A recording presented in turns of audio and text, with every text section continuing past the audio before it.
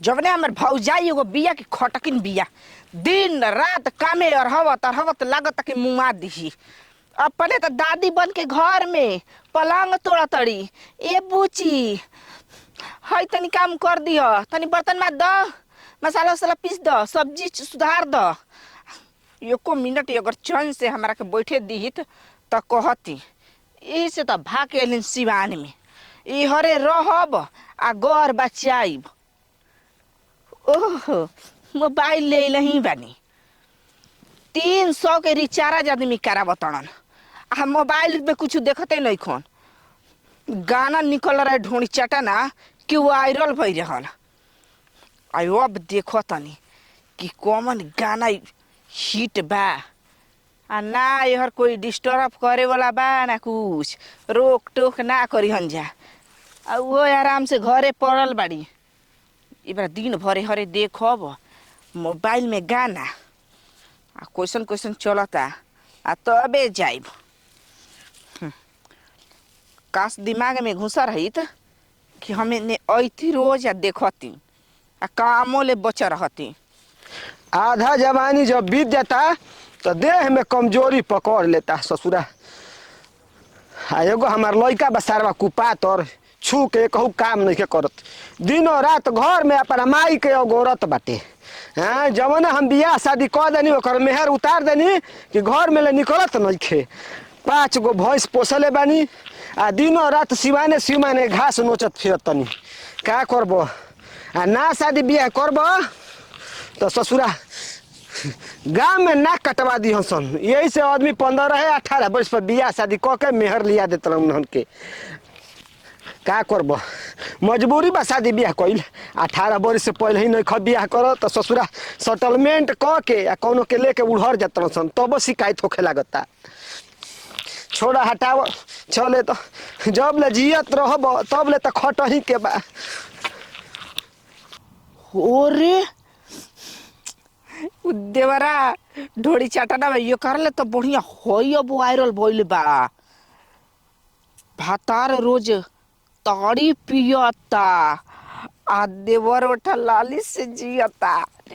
ये करे कि आज भरपूर देखे दो।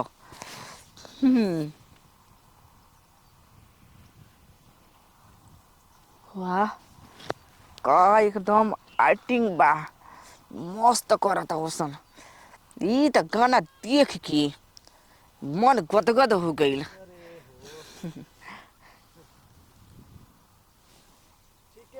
भतारे रोजे ताड़ी पियता देवर उठा लाली से जियता।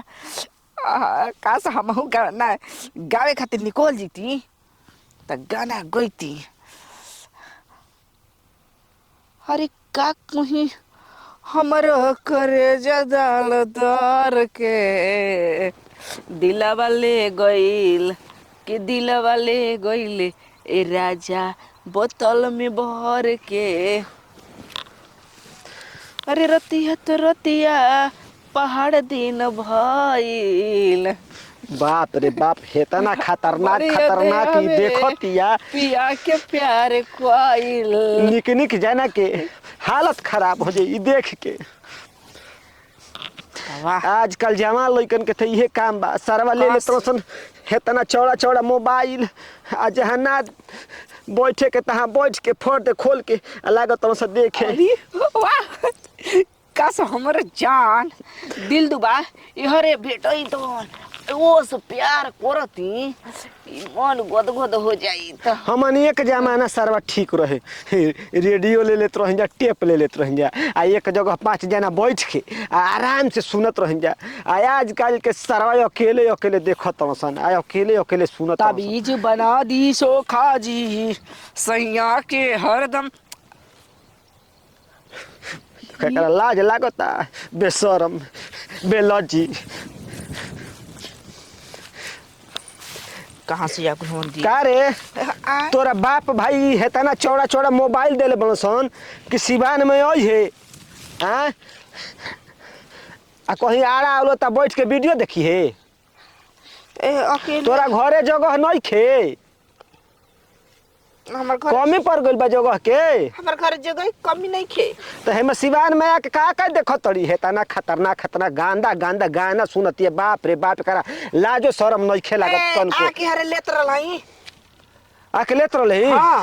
का प्रसादी बाटत रहल का कुहे लेत रहली घाम लेत रही बैठ के। घाम लेत रू हाँ हाँ ढेर जाड़ा लगता तार हार का पता मारब सोटा वाले नु के जा उलट जइबू बुझलू बेशरम कहीं का लाज शरम एकरा नहीं खे पूरा खानदान के अपन इज्जत हाथ पे लेके घूमतिया आकारी तनी हमरो के देखबी जान तड़ी हमनी के जमाना में नु सारा रेडियो टेप चलत रहे हई मोबाइल ना आई रहे आ हमनी के 5 जना मिल के देखत रह जा तू अकेले अकेले देखत तड़ी का देखत तड़ू बाबू तनी हमरो के देखाव गाना देखत रही तो उहे गाना तनी हमरो के सुनाव तो बड़ा कहत रही कि ताबीज बना दी बाबा जी की सोखा जी हाँ आ सोइया के का तो चढ़ जाए तनी देखी तो हम उतार देखे लायक नहीं खे। तो देखे ला खोजे नहीं खे मर्द के देखे लायक नहीं खे तो मेहरारू के देखे लायक कैसे हो जी तुम लुका के ना देखत भाई भर तक कहतनी कि सारा कहाँ आड़ा उड़ा तो कोनो पुअरा में देखता तो कोनो रजाई ओढ़ के देखता तो देखत कोनो सिवान में जाके देखता तारा ऐसा ना ई कुल का देखत हन सरे तार लगा आदमी के रामायण महाभारत देखे के चाहिए है कुल ना। हम तो जानते कोनो अच्छा अच्छा चीज देखत रहते हैं हम ना जानते रही कि पैंट से पाछा चीज देखत बता तोर कमी नहीं खे हाँ तोर माई बाबू के कमी बाटे जौन है मोबाइल दे देते से 10,000 के 5,000 के आ उहे बढ़िया स्कूल में 10,000 लगा के 20,000 लगा के नाम लिखवैत सन तो कितना संस्कार वाला बात रहल ये ह हमार बाबू महीना देले हम तिलका दे के बेर तक कहे लगे सके हाँ हाथना ना समझी जी 10,000 कमे क दी कहो हमारा बियाहवा के भोजवा खाए के बेरी कहीं गोई रहल का कत गोइल ना रही चल गो रही हम कह जाना ताकि कहीं हितई में बुझली या देखू हमरो के देखा तू देखबो हाँ हमहू देखम का कबा तो लगा तक देखाइबो लेकिन कोई से कहबा ना न केहू से ना कहब देखा पक्का न पक्का एकदम तोरा माई कसम तोरा बाप कसम बुझली बैठ आ देखा बैठ आ तन बढ़िया बढ़िया भक्ति देखई है कि देख के मिजाज एकदम एकदम लहलहा जाब आ बुझली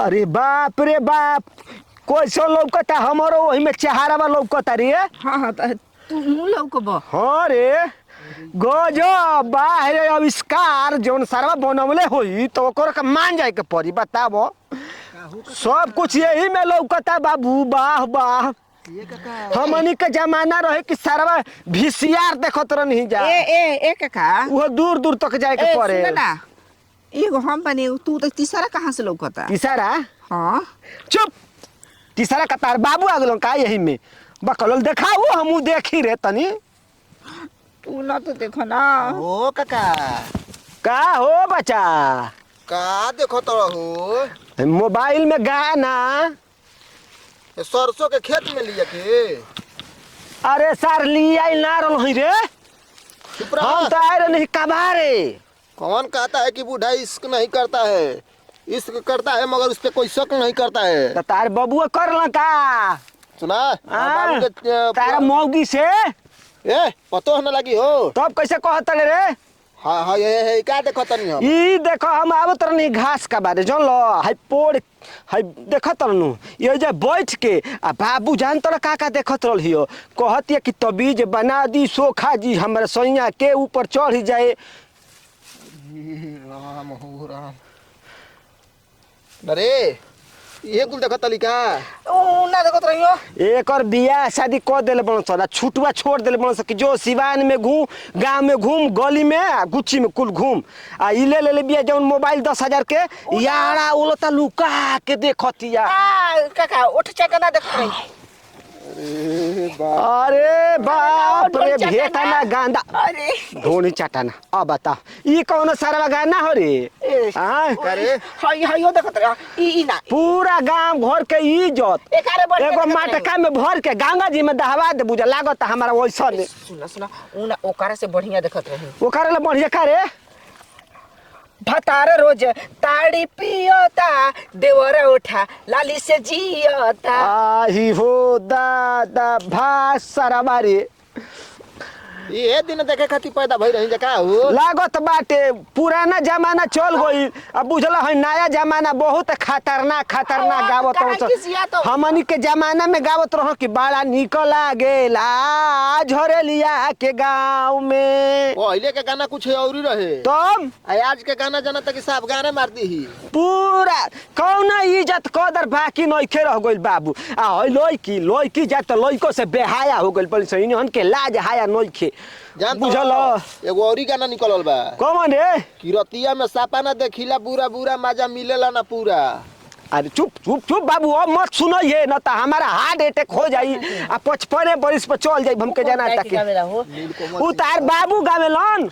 ए चुप ये रह। देख के लइकी बिगड़ गेल बाड़ी ये कुल देख के लइकी बिगड़ गइल बड़ से लइको बिगड़ गइल तो बड़ वो गाना में निकला तो लइका लइकी देख सुन। अब लागत हमारा गाना बंद करवावे के पड़ी कारे बाबू। जा चापत बंद हो जाई जा तो कावा हम जा तनी स्टूडियो में बंद होला। चुप आंगनबाड़ी में पढ़ाई होला ओकरा में गाना ना गावाला हम स्टूडियो में जातनी जान लो। आ जब हम ससुरा रिलीज करता माने रिकॉर्डिंग हां वो करे के है बुझल तब सार के बताई पटक के मार 2 के मिनट के पीछे ले भूसा फेंक दिहन 2 भूसा में। रिकॉर्डिंग में तारे को चलवा पहले करत रहे कौन रे जन तार संगवा रहत रहे। यही चलते ससुरा भागल कि ओकरा में जानत रे का देखे के मिली का नया लड़की यहाँ सब खूब बतियावे के मिली फोन नंबर मिली कमर ना मिली काका। चुपचाप कमर के समय खत्म हो गई भाग जान तुम्हारा बुलट जो लाज नइखे लागत गांव घर के लाग कुछ बता वैसे ही बोलतिया का करब कलजुग आ गेल बा इहे जमाने बाटे। जमाना बाबू बहुत खराब हो गइल बा। लइका नइखे से रह गइला लइकी नइखे से रह सयान हो गइल बा सब बुझल। जे कारा मुहे सुनबो उहे त सुनते बाड़ स तो का करबो बाबा का जमाना का मोय यही से नु 15 बरिस पर बियाह करे के पड़त बाटे। ससुरा 13 बरिस पर सुहाग रात मना ले तो कोनो ठीक बा। जाए तो छोड़ा हटाओ। पहले के जमाना में आदमी मेहरारू के जाए में सोचत रहन कि बाबू देख ली हन त का कोई हन गोड़ दबा के हाँ कि खरखरइबो मत करो ना समसनाओ। अरे आजो कल तो जमाना बटले बारे कहाँ जमाना बारे आजकल तो ससुरा बातचीत होखल तले उन्हन के पट गइल मम्मीला। लेकिन ओ दिनवा भौजैया बड़ियारी ढकेल के ले जली से घरवा में ऊ त मजाक कर ली सन त मजाक में ना मौका मिल जाला हनी के। अभी शादी सेट होते नहीं के तले भेंट करे लागत तोरा का पता बा। चल ससुरा तू तो वही में के बाड़ सुने में आवत तू बतियावत यहर वहर शरीफ बनब आ ससुर कहीं का करब भगवान घोर कलजुग आ गइल बा जल्दी पृथ्वी भसी ऐसन कुल रहन रही तो।